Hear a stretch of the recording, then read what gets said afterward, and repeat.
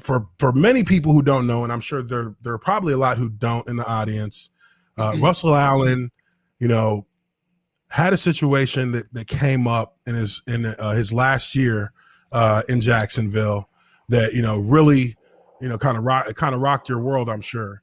And you can find this if you Google it, but you had a stroke on the field, dude, and that's a serious thing. And I remember the first time that I saw the article. I mean, it was front page on Yahoo.com. Had a whole write out about it. Had the footage, that showed when it was supposed to have happened, and I was blown away because I remembered that, like, that the aftermath right after it happened, not knowing that it happened because nobody on the Jaguars knew that it happened. But a couple of days after that game, and I'm pretty sure that was against Buffalo. It was. And after that game, like the next 2 days, when we got back to practice on the next day we were in, everybody was kind of like, well, what happened with Russ? What happened with Russ? And we didn't hear anything. So we knew you had like a concussion earlier in the season. So we were like, oh, maybe he had a concussion, and they just, because we were like, I guess we were in the last part of the season. They just decided to shut you down, let you heal up on IR, and maybe bring somebody else in. That's what my assumption was, not knowing the actual facts of the matter. But a lot of guys really had questions about it because we obviously loved you, we have respect for you, and you just kind of disappeared. So we were like, okay, but man, talk about that. Talk about that whole situation. Because I mean, really, I'm completely interested and fascinated in hearing it because I really haven't heard the entire story. So please, man, if you could just talk about that a little bit. Yeah, absolutely. I mean, like you said, it was a crazy deal. So we were playing Buffalo, 2013, and it was the first play of the second half. And they just ran a zone play, and I came down to hit Eric Wood, the center. We just kind of, like you and I have probably hit in this exact way 1,000 times together. But oh yeah. Came 9 down on 7.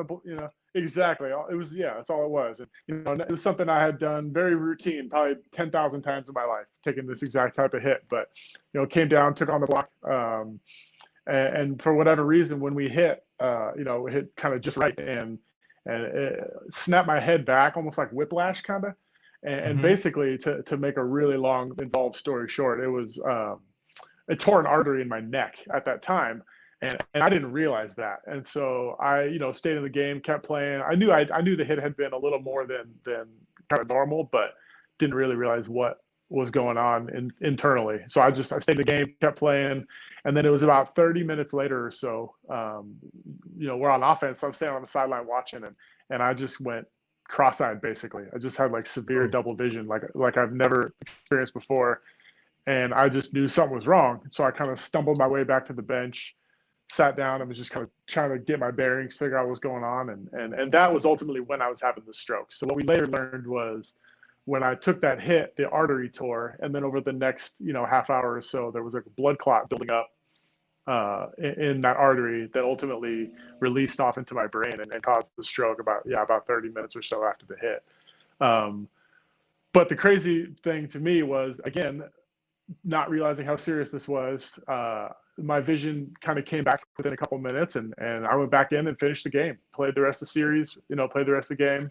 That's crazy.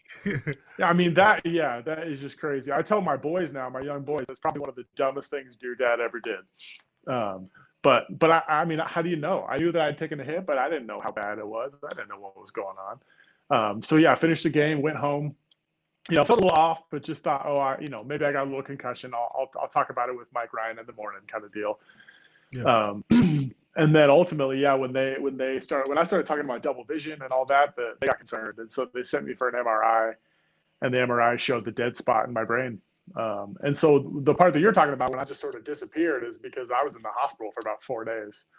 Wow. Immediately after that, they had all kinds of tests they had to do, because what they had to figure out was, why did this happen? We could see based on the MRI that I had had a stroke, that it was medically clear. It was right there to see. But what we couldn't tell right away was why. Was there some underlying heart condition that I was unaware of, or did I have some type of brain bleed, or what was going on? And so that's what I was doing for those 4 days in the hospital, was trying to get the answers to that question. Unfortunately, we weren't able to get them, at least not right away. So I checked out of the hospital after about 4 days, and was game planning with my agent and then with the Jaguars as well about what to do. And I pretty early on felt like it was pretty obvious that I shouldn't play football again. I mean, how do you come back from that? Yeah. What would happen? Probably done. Yeah, I mean, what would happen if I got hit in the head again? How do we know? And so especially not knowing what caused it, right?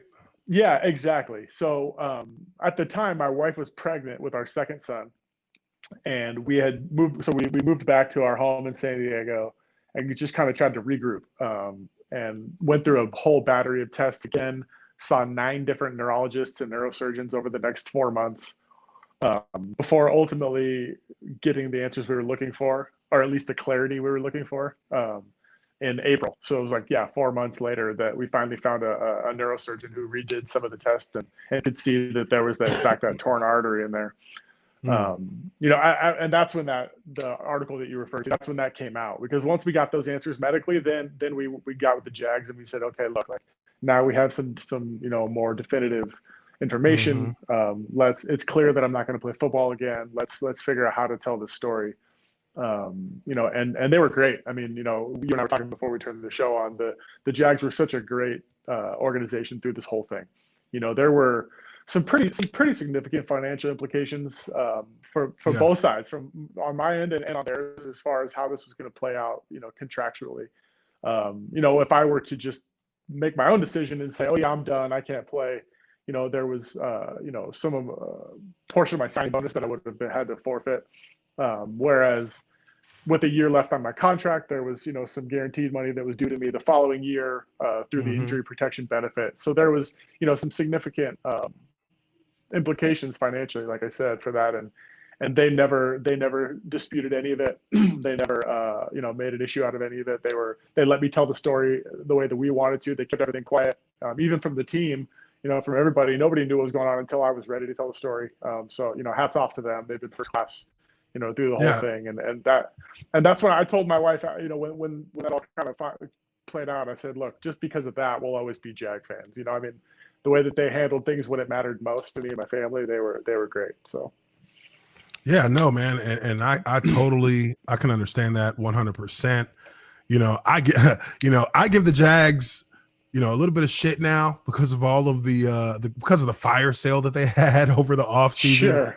Yeah. But, whenever anybody asks me, who's your favorite team? I mean, it's really there's no other option in my head. I mean, the Jags are my favorite team. I mean, that's the team that gave me an opportunity to be a professional athlete. It gave me an opportunity to play the game that I love to play for a number of years. Like, I was, there was a certain level of loyalty that's just automatically in place once you, cross that threshold. And you feel the same way. I mean, you were undrafted, made the squad, became a starter, was a starter on special teams every week, had starts as a linebacker, was a core player, a contributor on the team.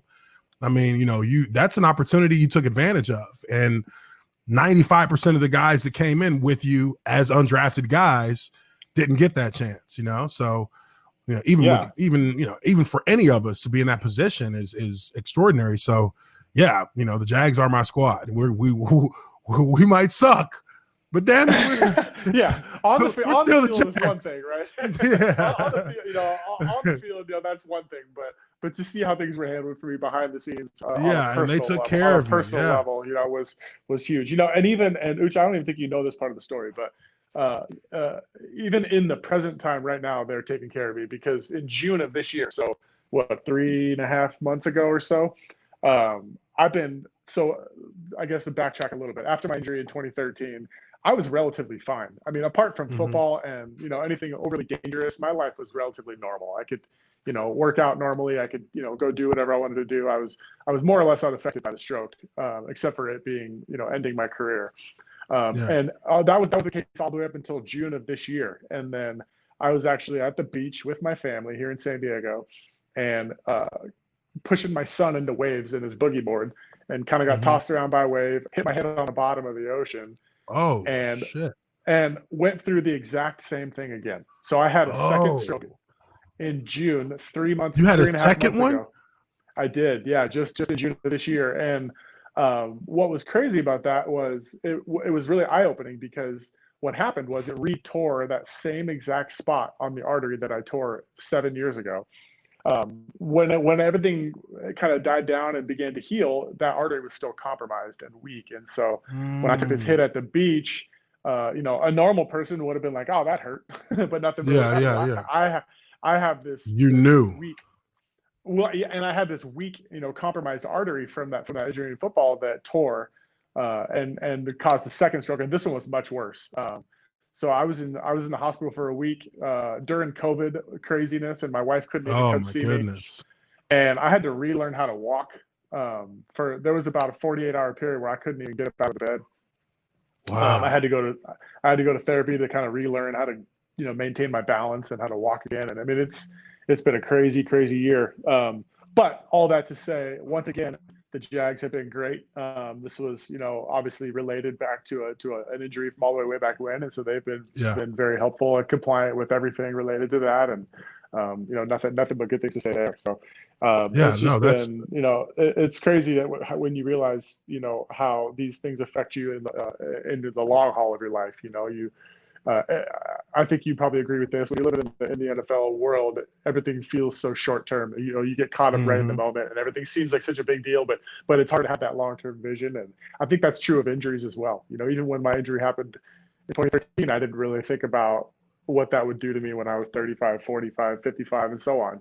But now you're 100% correct. I'm beginning to realize that now, that my life's going to look forever different because of this thing. So.